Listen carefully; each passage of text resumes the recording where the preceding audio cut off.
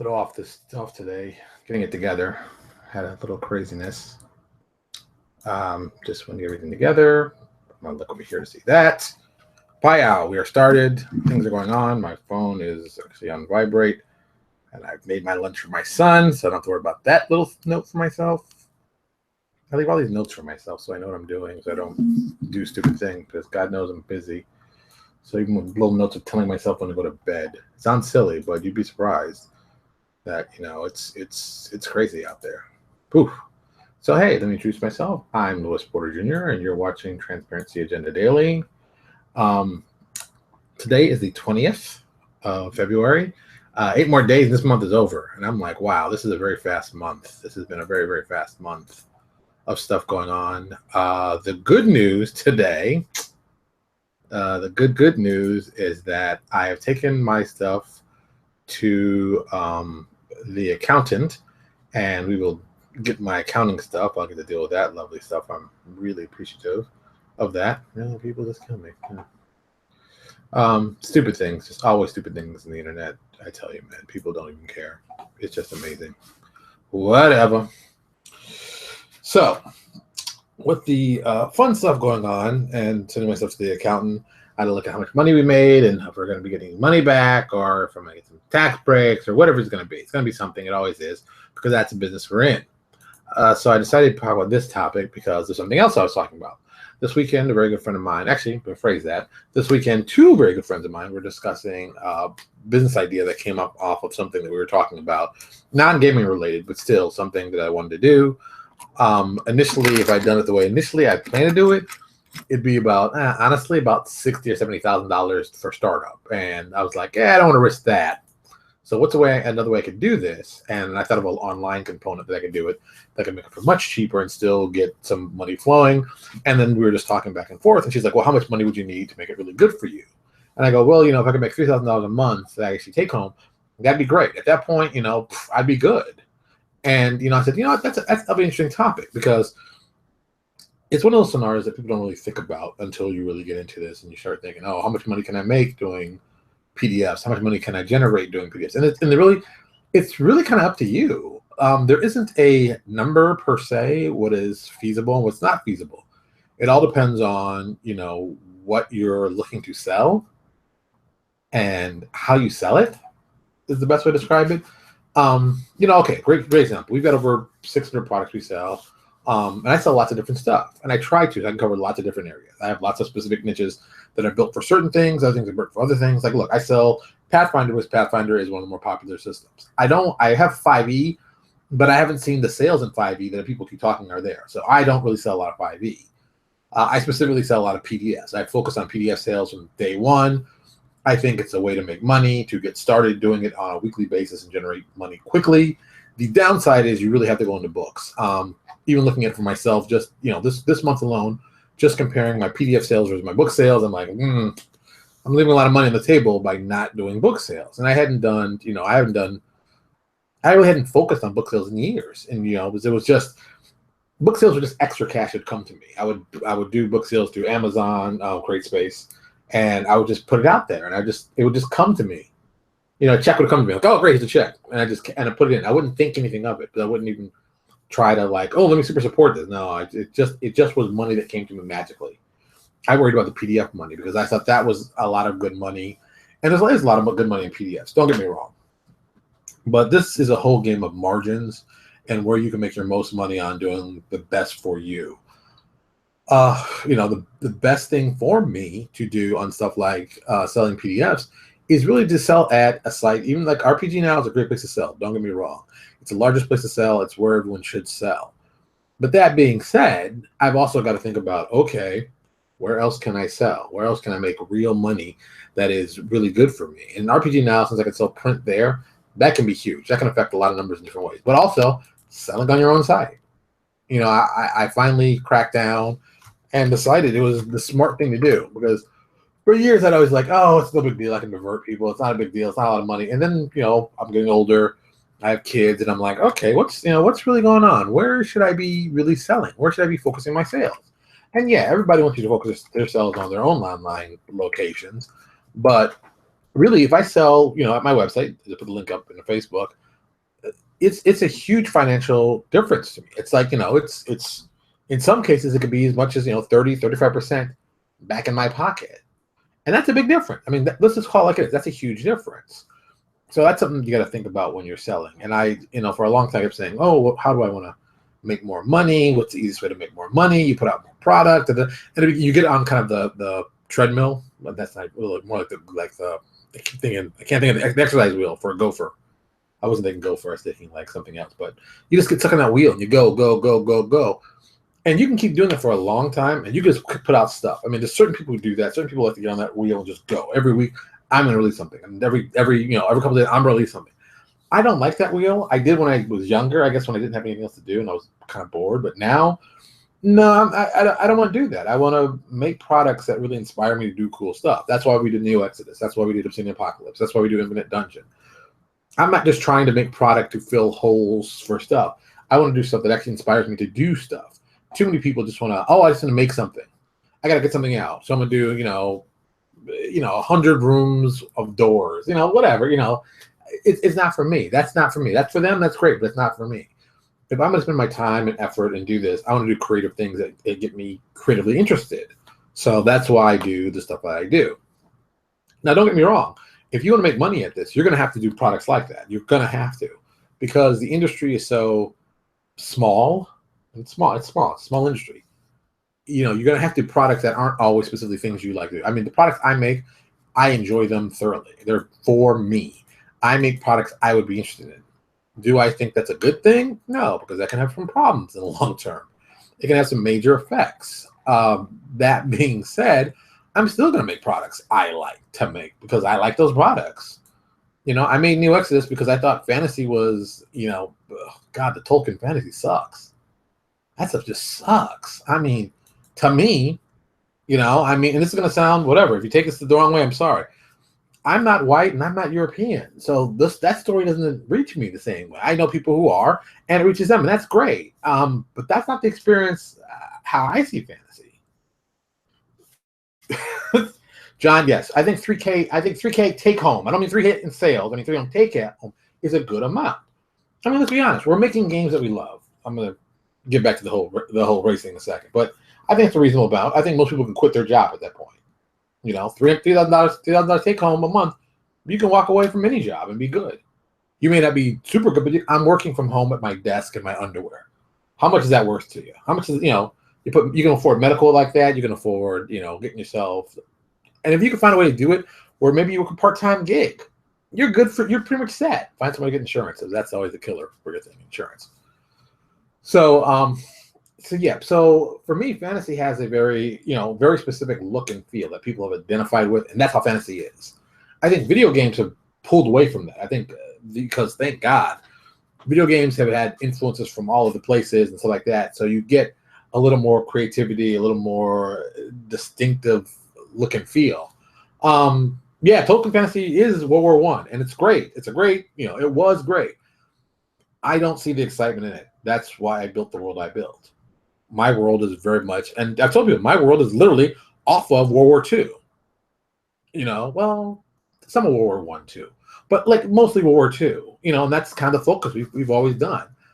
And I think people are going to start doing more and more stuff like that. I think you're going to see more and more politically based games pop up, even for the fantasy realm, because the politics are interesting. The nuances you can tell, the stories you can tell.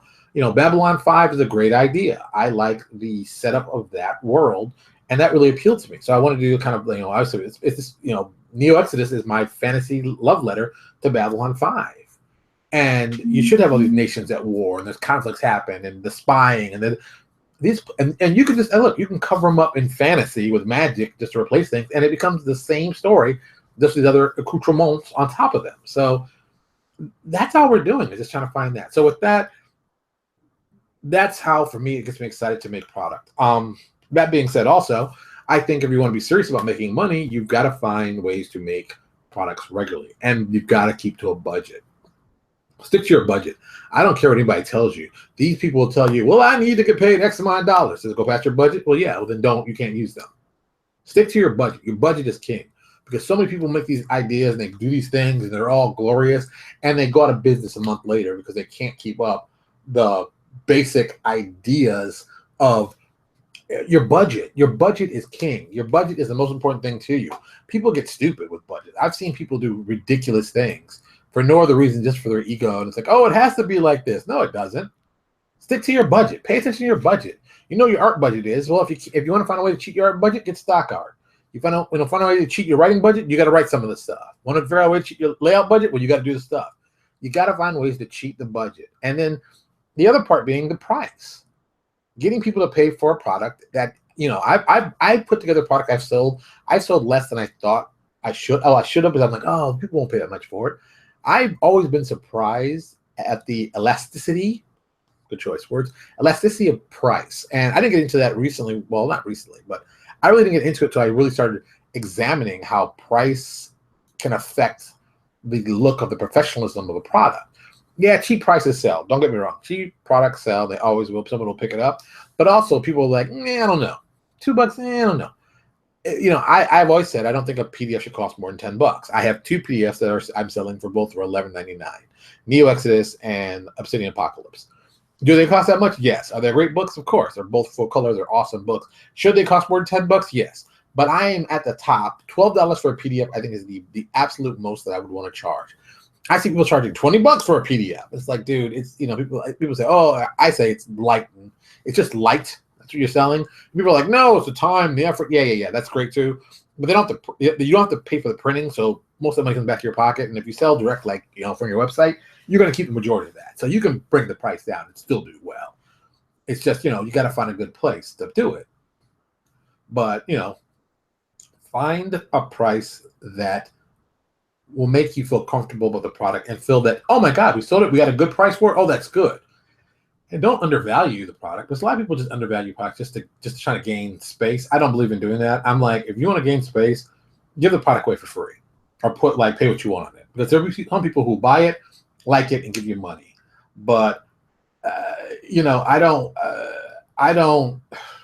don't want you to put yourself in a bad position from the get-go to have a money problem, because that's what this is all about. This is really about you getting money. And getting money on a regular basis should not be offensive to certain people, should not be upsetting. This is a business. We make money. That's what we're here for. And, you making $3,000 a month doing this isn't a bad deal. There's lots of people who are doing that. And here's the other part that I need to talk about too, because people don't do this. When you get that money in, think about what you do with your money. So many people spend their money in the PDF sector on stuff that they don't need. They blow it on whatever. It's like, oh, I spent it on this and I wasn't thinking. Oh, I spent it on that. Dude, the second you get the check in your hand, do yourself a favor. Build a second account that you put money in that you can't really, it's difficult for you to get out. Like at the bank account that you can just put money in, but you don't actually pull money out of it. It's not going to your ATM or something. And just put money in that account. Put 10, 20% of the money away there. If you do that, before you even know it, you will have a ton of money saved up in that account to do cool things with. Like I always tell you, I use my profits from my business to buy my first car. I paid off the car a year early with PDF sales. I want you to think about that really for a second. We're talking, this is a 2004 Honda Civic that I bought. Black one, it was great. Had it for years, sold it, oh God, like 2-3 years ago. Boom. I bought it with my PDF sales. That is something that reasonably should be happening. You should be able to, the money, and I mean the money you take home, not the money you pay, I mean the profit. I made enough money in profit for me to make a monthly car payment that didn't affect what I was doing. So that's something you got to think about.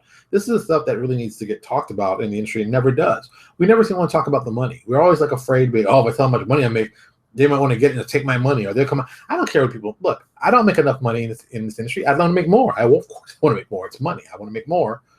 That being said, I have to do things to make more money. I have to make better choices. I have to make better decisions, just like everybody else does. I'm just willing to tell you what I do online.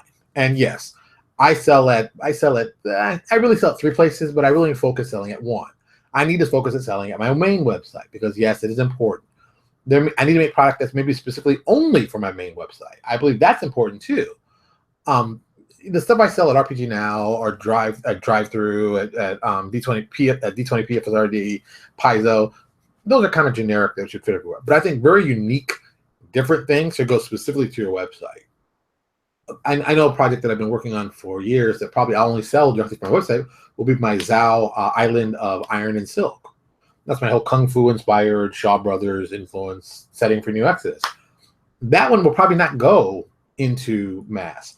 I may do a book for it, but I may only use CreateSpace and not use anywhere else. So it's like, if you want this book, you can only get it one place. You can only get it from my website, that kind of thing. It's that kind of unique book. And it kind of, you can build your fan base from that. And that's important. That's the other part, building your fan base. But a lot of us don't think about that. You know, we make PDFs. We work on this stuff.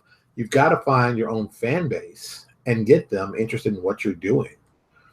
You have to. The fan base part of this is so huge. And a lot of people don't think about it. A lot of people are like, oh, I'll do it and people will love it. No, people don't know who you are. People don't know who you are if you don't build a fan base. There's some people doing Kickstarters. And these Kickstarters, they start out, they're like, oh, I want this kind of money to be made. But they don't actually talk about that thing. They don't talk about the product. They don't go out of their way to look at it. They don't tell people about it. They just say, oh, people will show up because I'm here and I'm cool. It's like, no one cares about your product except for you. You know, it's like, this is what we do here. We make things, but you got to think about it. Think logically. And it doesn't even have to be, see, I'm trying to keep cool with this, and I'm not trying to get on this preachy soapbox thing. But, I kind of have to. Look, you have to find a way to get your fans interested in what you're doing by really showing them why you love what you do. I love Neo Exodus. That's why I'm doing it. We did the whole Chronicles of the Gatekeepers because I wanted to find a way to get people interested in trying out Neo Exodus.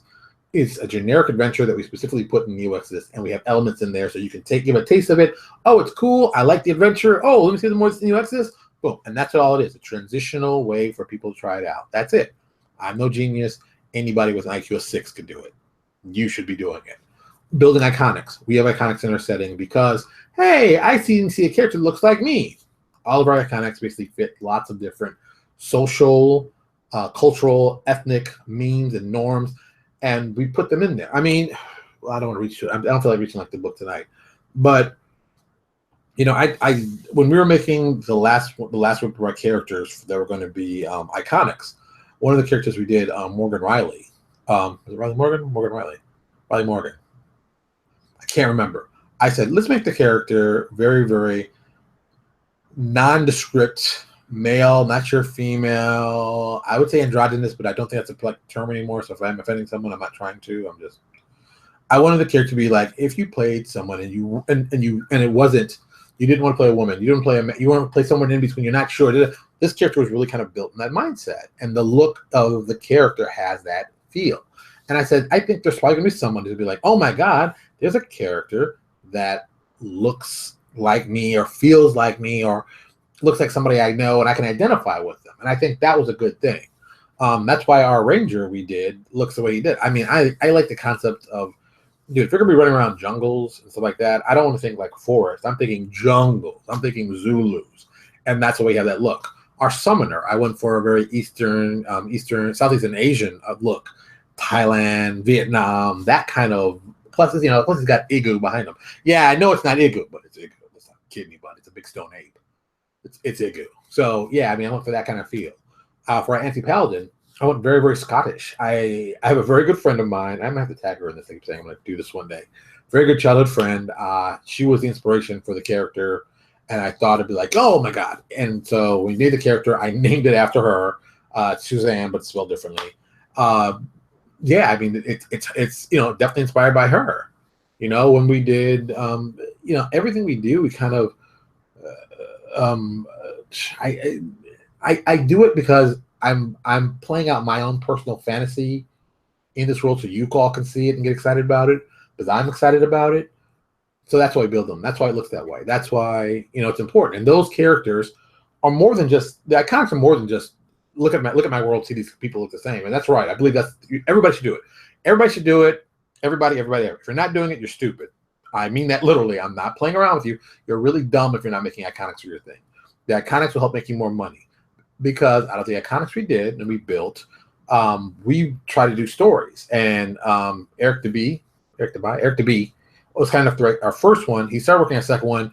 We got my fault. Take total responsibility. We got into some development issues, and I have to go back to him and really say, "Hey, man, let's get back on the horse and do this." But it's a timing issue. He's busy. I'm busy. You want to tell stories. Stories are important. You need characters to tell stories about. Iconix fit that stuff. Even our comic book, Grand Theft Exodus, our main character isn't an iconic, but she's going to run into several of the iconics that exist in the world. It's something we planned out. Well, I planned out. It's something it's really me, but being this mouse in my pocket, but whatever. So, yeah, and I mean, this all ties back into the generating money. You've got to find ways to generate money on the ideas you've done and find it in a way that you can really survive on, and don't be afraid to try something different or something unusual or something.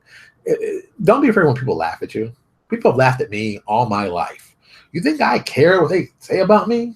But you know what they can't say about me? He's not a quitter. He's not giving up. He's going to keep trying, and that's what's important, man. That's the real important thing. You're going to be laughed at always. You're going to be talked bad about.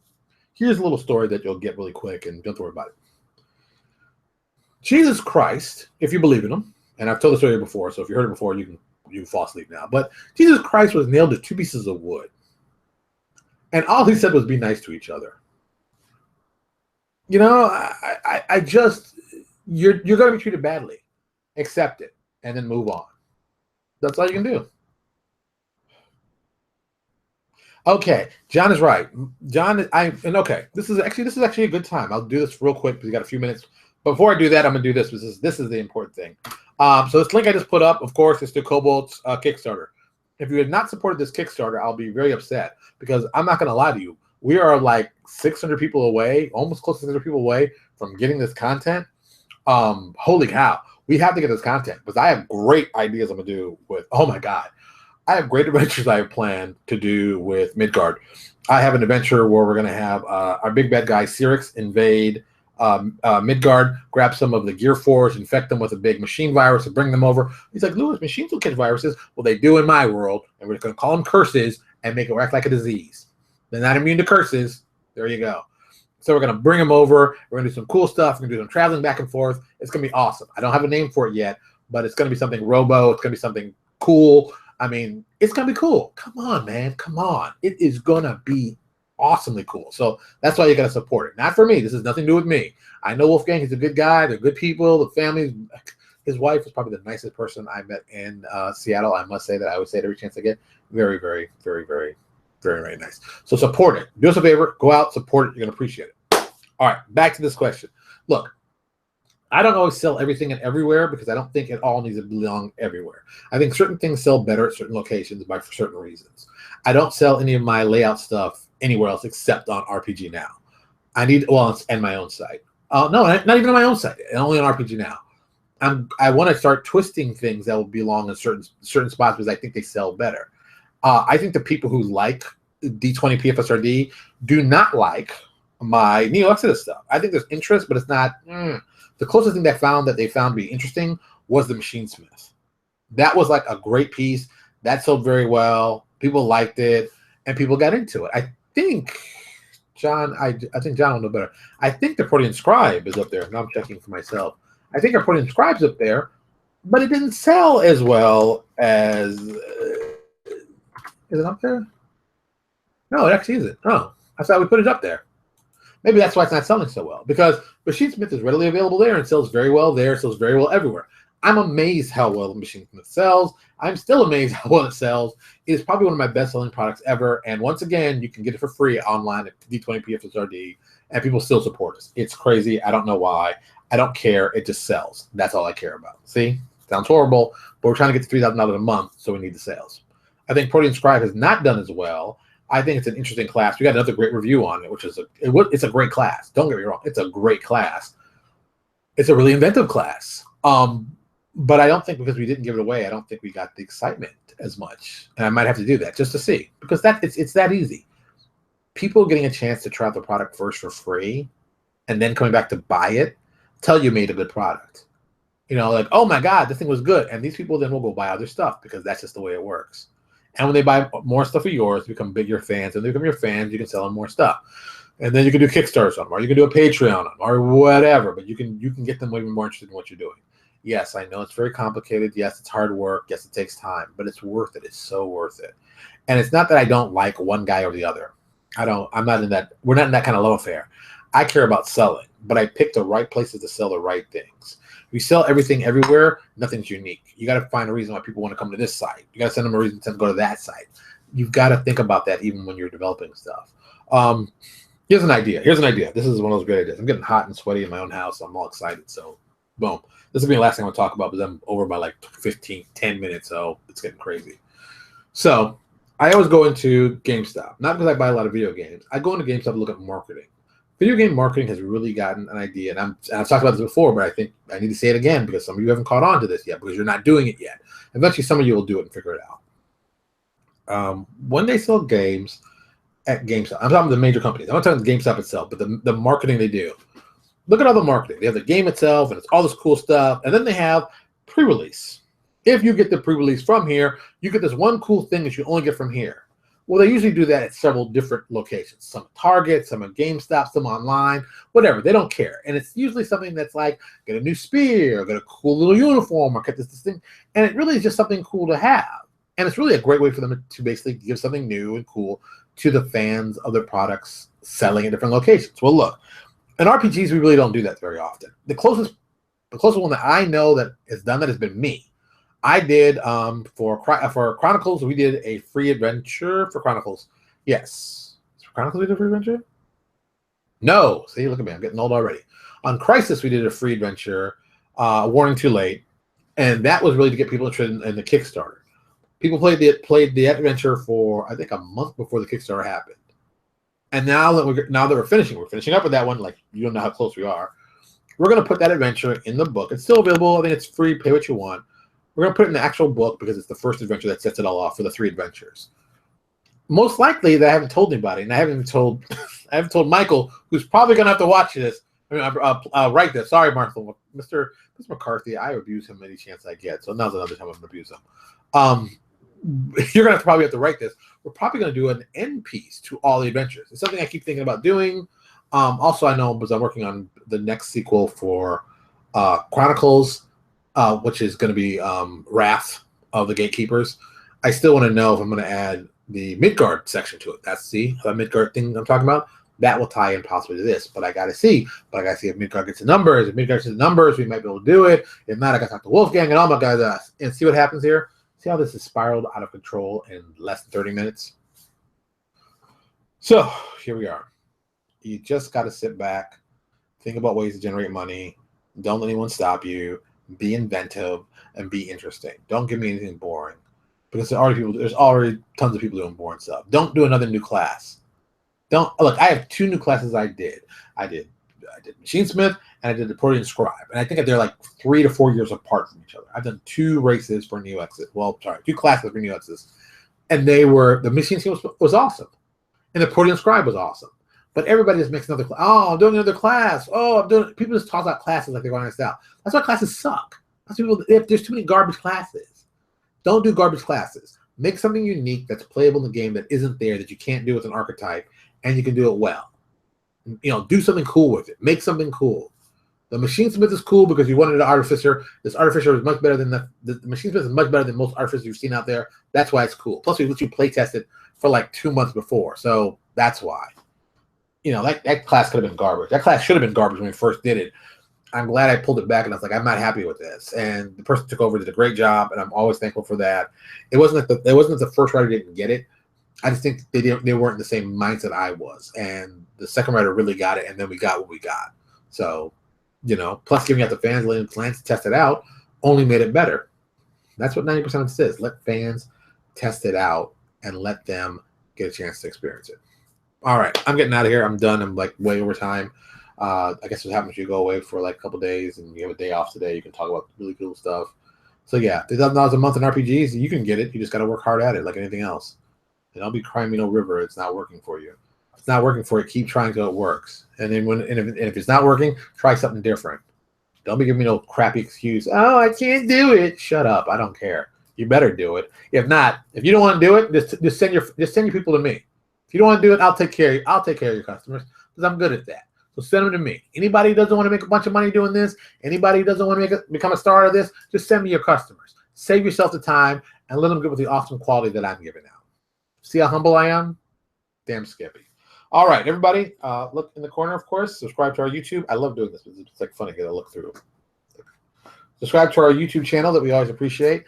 Subscribe here directly on Facebook if you're a Facebook fan. Also, always check out my Pinterest account. If you check out the thread, you'll see there's a Pinterest account that I put in here. We have a cool Pinterest account. We put all kinds of cool pictures in every day. Got everyday covers, cool things I find, interesting stuff. So there you go. I got to finish doing the layout on one of our newest books I put up there, our Path of Iron. I'm still finishing the layout on that. I got to get art for that. I got art back for Crisis today, so that's going to be going. Actually, that went out to the writer to look at. So it's going to be a very busy couple of weeks, and I'm hoping to have some new products out for everybody, maybe something by the weekend. And if not, it's okay, because I've still got product coming out all the time. Wow. God, boycott me? Really? Boycott? Well, okay. No, you never know. All right, everybody, you have a good night. And as always, tell your mother that you love her because, you know, she loves you. Talk to you later.